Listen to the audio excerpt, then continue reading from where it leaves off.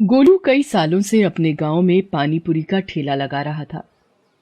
जो कोई एक बार उसके हाथ की बनी पानी पूरी खा लेता, वो उसके पास बार बार पानी पूरी खाने आता था। गोलू खुश था। वो बड़े ही प्यार से सबके लिए पानी पूरी बनाता था। अजी सुनो ना, चलो ना मेले में घूम कर आते हैं। कितने दिन हो गए हमें साथ में बाहर निकले। नहीं लता, देख तो रही हो कितना काम बाकी है अभी। पानी बनाना है, फिर पूरियां भी तो तलनी है। ओफो, ये सब तो रोज ही करते हो। एक दिन अगर आपका पानी पूरी का ठेला नहीं लगेगा तो लोग भूखे मर जाएंगे क्या? बताओ, कहते हैं औरतों को पानी पूरी से बहुत प्यार होता है। तुम अकेली हो जो पानी पूरी से इतना चिढ़ती हो। क्यों ना चिढ़ू? तुम ही बताओ, सुबह शाम बस पानी पूरी बनाने और बेचने में ही लगे रहते हो। मेरी तरफ जरा भी ध्यान नहीं देते। कितने दिनों से कह रही हूं कि मेला घुमा लाओ, लेकिन तुम हो कि सुनते ही नहीं हो। पता है मेला कल खत्म भी हो जाएगा। अच्छा भगवान, अब नाराज मत हो। चलो घुमा लाता हूं, पर वादा करो वापस आने के बाद मेरी मदद करोगी पानी पूरी बनाने में। हाँ हाँ कर दूंगी, बस अभी जल्दी चलो। गोलू अपनी पत्नी लता को लेकर मेले में चला जाता है।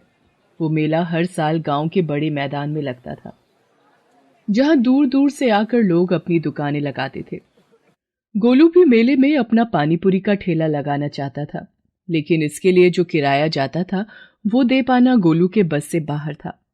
मेले में पहुंचकर लता अपने लिए खरीदारी करने लगती है, लेकिन गोलू की नजर एक चाट की दुकान पर टिक जाती है। उस चाट की दुकान पर बहुत भीड़ लगी हुई थी। वो लता से कहता है, लता, पानी पूरी खाओगी क्या? क्या? यहां भी पानीपुरी? मुझे नहीं खानी। अच्छा ठीक है, तुम्हें अपने लिए जो खरीदना है खरीद लो, मैं बस अभी आता हूं। इतना कहकर गोलू उस चाट की दुकान पर जाता है।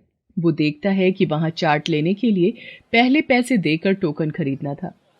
वो टोकन लेने के लिए लंबी लाइन में लग गया। कुछ देर बाद उसका नंबर आया तो उसने 10 रुपए का नोट आगे बढ़ाते हुए कहा, भैया, एक प्लेट पानी पूरी। इसमें तो एक ही गोलगप्पा आएगा भाई, 50 की प्लेट है। क्या कहा? 50 की? क्या लूट मचा रखी है भाई? पानी पूरी ही तो है। ये कोई ऐसी वैसी पानी पूरी नहीं है, दिल्ली का मशहूर ब्रांड है हमारा। हैं? पानी पूरी में भी कोई ब्रांड होता है क्या? अरे जैसे सब बनाते हैं वैसे ही तो बनाते होंगे ना। खुद ही देख लो, पानी के कितने सारे फ्लेवर हैं, और सबसे बड़ी बात, हाइजीन का बहुत ख्याल रखा जाता है यहाँ। ये सड़क वालों की तरह नहीं कि किसी भी पानी में बना दिया, किसी भी तेल में तल दिया। आरओ का शुद्ध पानी इस्तेमाल करते हैं हम, और देसी घी में तली जाती हैं हमारी पूरियां। तुम्हें पता है, बड़े बड़े सेलिब्रिटीज आकर खाते हैं दिल्ली में हमारी पानी पूरी। तो भैया, ये तो बताओ कि दिल्ली छोड़कर यहाँ गांव में क्या कर रहे हो? हम खुद नहीं आए, हमें मेले के आयोजनकर्ताओं ने बुलाया है, ताकि गांव के लोगों को भी हमारी खास चाट चखने का मौका मिल सके। चलो अब और टाइम बर्बाद मत करो, पानी पूरी खानी है तो निकालो 50 का पत्ता, वरना रास्ता नापो। हाँ हाँ, रुको, देता हूं पैसे। मैं भी तो देखूं, ऐसा क्या खास है तुम्हारी पानी पूरी में? गोलू 50 रुपए देकर एक प्लेट पानीपुरी खरीद लेता है और फिर उसे खाने लगता है।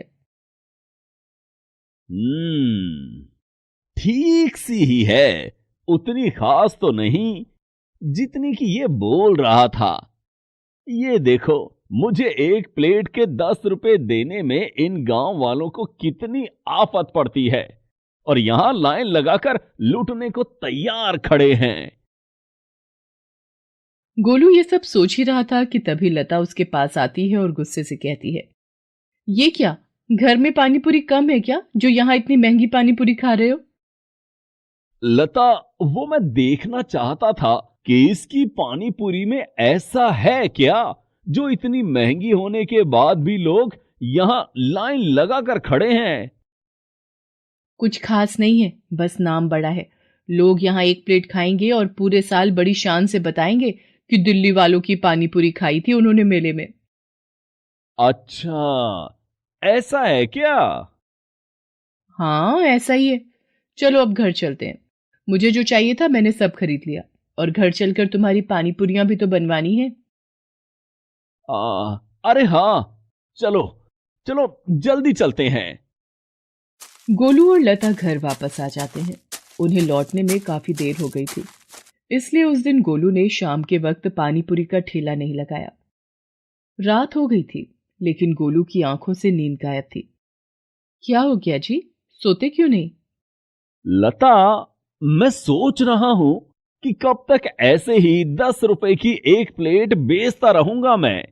इससे आगे कुछ तो सोचना ही होगा। तो 15 रुपए की प्लेट कर दो। नहीं, इससे भी काम नहीं चलेगा। अगर गांव के लोग 50 रुपए की एक प्लेट खरीद कर खा सकते हैं, तो फिर क्यों ना मैं भी कुछ ऐसा करूं जिससे लोग मुझे भी वही दाम देने लगें। हैं? लेकिन ऐसा क्या करोगे जी? तू बस देखती जा लता, क्या करता हूं मैं।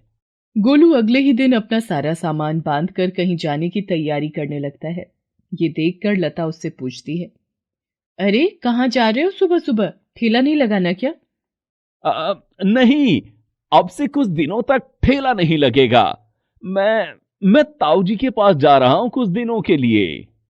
हैं? पर यूं अचानक? कुछ हुआ है क्या? कुछ नहीं हुआ, बस तुझसे कोई मेरे बारे में पूछे तो बोलना कि मैं दिल्ली गया हूं पानी पूरी बनाना सीखने, समझी? लता गोलू का इशारा समझ गई थी। गोलू कुछ दिनों के लिए अपने रिश्तेदारों के घर चला जाता है। फिर कुछ दिनों के बाद, आइए आइए, दिल्ली वालों की मशहूर पानी पूरी खाइए। वो पानी पूरी जो बड़े बड़े लोग खाते हैं, आप भी खाइए और बड़े आदमी बन जाइए। खट्टा पानी, मीठा पानी, सौंफ वाला पानी, जीरे वाला पानी, खांसी है तो अदरक वाला पानी, सब मिलेगा यहां। गोलू ने अपने ठेले को बिल्कुल बदल दिया था। मेले में जो उसने चाट की बड़ी दुकान देखी थी, ठीक उसी की तर्ज पर उसने अपने ठेले को तैयार किया था। इसके अलावा गोलू ने पानीपुरी का रेट भी बढ़ा दिया, 10 रुपए प्लेट से सीधे 50 रुपए प्लेट। अरे गोलू, कहाँ थे भैया? इतने दिनों से तरस गए तुम्हारी पानी पूरी के लिए। और ये तो बताओ, ये क्या ताम झाम लगा लिए हो और पैसे क्यों बढ़ा दिया? 10 से 15 करते, 20 करते तो समझ में भी आता, सीधे 50 रुपए। क्या चाह रहे हो भैया? बस आप लोगों को बढ़िया पानी पूरी खिलाना चाह रहा हूं, और क्या। अरे पर तुम्हारी पानी पूरी तो पहले भी बहुत बढ़िया थी, फिर इस सब की क्या जरूरत थी? जरूरत थी काका, गांव है तो क्या हुआ, यहां के लोगों को भी शहरों की तरह बढ़िया खाने का पूरा हक है। अब दिल्ली वालों की चाट का नाम तो सुना ही होगा आपने। अरे वही जिनकी मेले में बड़ी सी दुकान लगी थी इस बार। हाँ हाँ, खाए थे हम वहां। बस उन्हीं से सीख कर आया हूं मैं। दिल्ली जाकर बड़ी मिन्नतें की, पैसा भी खिलाया, तब जाकर मुझे सिखाया उन्होंने अपना पानी पूरी बनाने का तरीका। और फिर ठीक वैसे ही बनाई है ये पानी पूरी आपके लिए। अब सिर्फ मेले में ही क्यों, पूरे साल खाओ दिल्ली वालों की मशहूर पानी पूरी। बताओ काका, कौन सा पानी लोगे? हाँ, ऐसा करो, मुझे तो अपना पुराना वाला ही लगा दो। गोलू ने अपने पानीपुरी के ठेले की काया पलट के लिए काफी खर्चा कर दिया था, इस उम्मीद में कि लोगों को यह सब पसंद आएगा और वो महंगे दाम पर पानी पूरी बेचकर ज्यादा मुनाफा कमा पाएगा। शुरू में ऐसा हुआ भी। लोगों ने शौक शौक में उसके पास से खूब पानी पूरियां खाई, लेकिन फिर धीरे धीरे लोगों ने उसके पास आना कम कर दिया। हालत ये हो गई कि गोलू की बनाई पानी पूरियां बचने लगी। मजबूर होकर गोलू उन्हीं बासी पानी पूरियों को बेचने लगा। छी छी छी छी छी। अरे गोलू, ये पानी पूरी तो बिल्कुल करारी नहीं है, और ये पानी, ओहो, इसका स्वाद कितना बेकार है। इतनी महंगी, और ये पानी पूरी, पता नहीं क्या कर रहे हो तुम। ना तुम पहले जैसे हो और ना तुम्हारी पानी पूरियां। वो ग्राहक बिना पैसा दिए और बिना पानी पूरी खाए ही वहां से चला जाता है। गोलू को समझ आ गया था कि वो अब कभी भी उसके पास पानी पूरी खाने वापस नहीं आएगा। गोलू काफी देर तक अपना ठेला लेकर खड़ा रहा, लेकिन कोई भी उसकी पानी पूरी खाने नहीं आया। गोलू का सारा सामान खराब हो गया था। वो उदास होकर घर वापस आ गया और सिर पकड़कर रोने लगा। अरे क्या हुआ जी, ऐसे क्यों रो रहे हो? मेरी किस्मत ही खराब है लता। पहली बार कुछ अलग करने की कोशिश की, और देखो क्या हो गया। कोई मेरी पानी पूरी नहीं खा रहा। नहीं, इसमें किस्मत का दोष नहीं है जी। ये सब तो लालच का फल है जो आपके मन में आ गया था। गलती मेरी भी है, मुझे आपको पहले ही रोकना चाहिए था, लेकिन अभी भी देर नहीं हुई है। नहीं लता, लोग मुझसे नाराज हो गए हैं। वो अब कभी मेरी पानी पूरी खाने नहीं आएंगे। बिल्कुल आएंगे जी। आपसे गलती हुई है।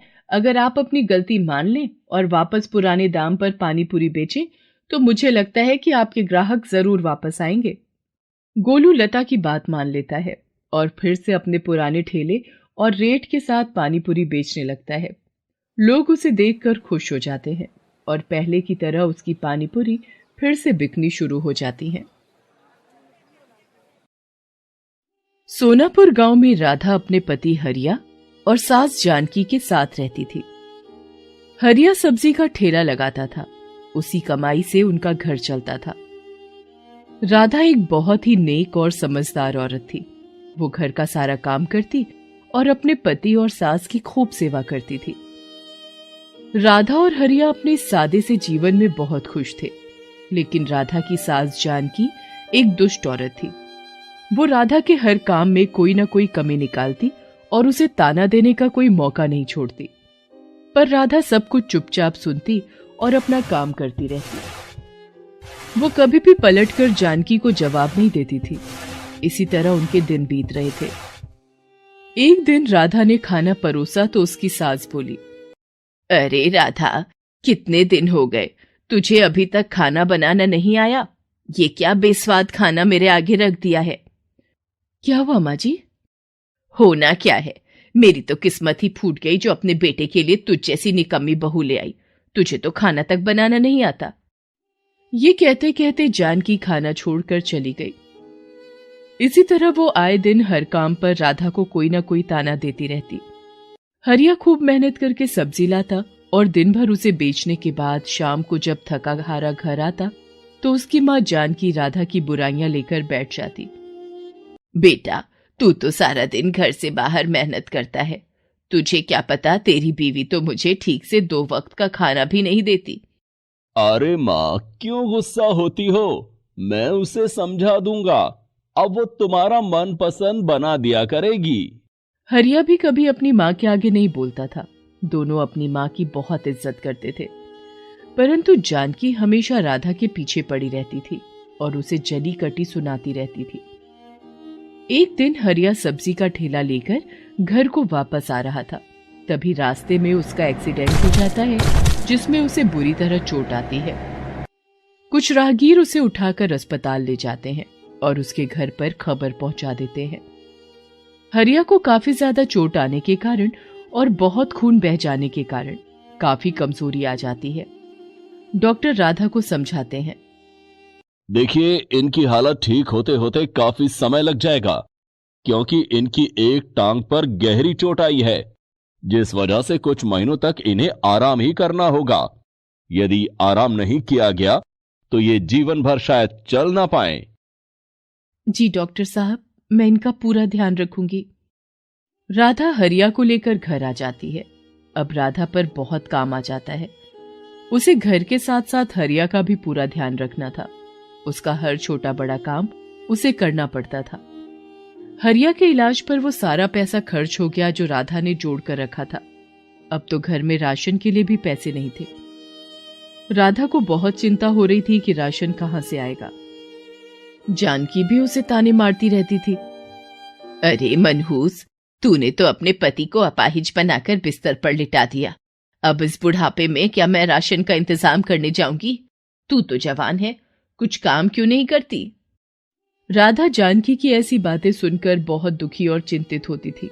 वो कुछ काम नहीं जानती थी जिससे कि पैसा कमाया जा सके। हे भगवान, ये कैसी परीक्षा की घड़ी में तूने मुझे डाल दिया है। अब मैं घर को संभालूं या कमाने के लिए बाहर जाऊं? मैंने तो कभी कोई काम किया नहीं। भगवान आप ही मेरी मदद करें। राधा स्वभाव की बहुत अच्छी थी। इसी कारण पड़ोस के लोगों ने उसकी काफी मदद की, जिससे कि अब तक उसका गुजारा चल रहा था। परंतु अब केवल 2 दिन का ही राशन बचा था। राधा चिंतित हो रही थी और घर के बाहर मुंडेर पर गहरी सोच में बैठी थी। तभी वहां एक साधु बाबा आते हैं। बेटी, क्या इस भूखे साधु को कुछ खाने को मिलेगा? राधा सोच में पड़ जाती है कि उसके पास तो अपने खाने के भी लाले पड़े हैं और ऐसे समय में इस साधु बाबा को क्या खिलाए। परंतु राधा स्वभाव की बहुत अच्छी थी, जिस कारण वे उन्हें मना नहीं कर सकी। उसने सोचा उसके हिस्से का जो रूखा सूखा पड़ा है वो वही बाबा को दे देती है। आप यहां बैठिए बाबा, इस गरीब के घर में जो रूखा सूखा है वही ग्रहण करें। ये कहते हुए राधा थाली में भोजन परोस लाती है और साधु बाबा के आगे रख देती है। बेटी, मैं तुम्हारे चेहरे पर चिंता देख रहा हूं। मुझे बताओ, तुम्हें क्या कष्ट है? नहीं बाबा, कुछ नहीं। परंतु बाबा के बार बार पूछने पर राधा उन्हें अपनी सारी परेशानी बता देती है। मैं जानता हूं कि तुम बहुत परेशानी में हो, फिर भी तुमने मुझे भोजन खिलाया। तुम एक बहुत नेक औरत हो, इसीलिए मैं तुम्हारी मदद करना चाहता हूं। आप मेरी मदद कैसे करेंगे? साधु बाबा एक कपड़े सीने की मशीन राधा को देते हैं और कहते हैं, देखो बेटी, इस मशीन में जादू है जो तुम्हारी मदद करेगी। तुम इसे अपने पास रखना। तुम्हें जो भी सिलना आता है, तुम वही कपड़े सिलना शुरू करो। बाबा, मुझे तो केवल बच्चों के कपड़े सिलने आते हैं, परंतु मैं घर से बाहर नहीं जा सकती क्योंकि मुझे अपने पति का भी ख्याल रखना होता है। हाँ, मैं सब समझता हूं बेटी, तभी तो मैंने तुम्हें ये जादुई मशीन दी है जो तुम्हारी मुश्किल आसान कर देगी। तुम घर बैठे ही बच्चों के कपड़े सिलना, देखना तुम्हें उस काम में खूब सफलता और पैसा मिलेगा, जिससे तुम्हारी सारी परेशानियां दूर हो जाएंगी और तुम्हारी सास भी तुम पर नाराज नहीं होगी। इस मशीन से कोई कपड़ा खराब नहीं बनेगा। तुम जो भी बनाओगी वो बहुत अच्छा बनेगा। आपकी बहुत कृपा साधु बाबा, आपने तो मेरी परेशानी हल कर दी। अच्छा, अब मैं चलता हूं। तुम जल्दी अपना काम शुरू कर दो। ये कहते हुए साधु बाबा वहां से चले जाते हैं और राधा वो मशीन अपने कमरे में रख लेती है। अगले ही दिन से राधा बच्चों के कपड़े सिलने का काम शुरू कर देती है। आस पड़ोस में कुछ घरों के लिए वो कपड़े सिलती है जो कि सभी को बहुत पसंद आते हैं। अरे बहन, तुमने मेरी बेटी का जो फ्रॉक बनाया था वो मेरी सभी सहेलियों को बहुत पसंद आया। वो सब भी तुमसे कपड़े सिलवाना चाहती हैं। हाँ हाँ, क्यों नहीं, तुम उन्हें मेरे घर ले आना।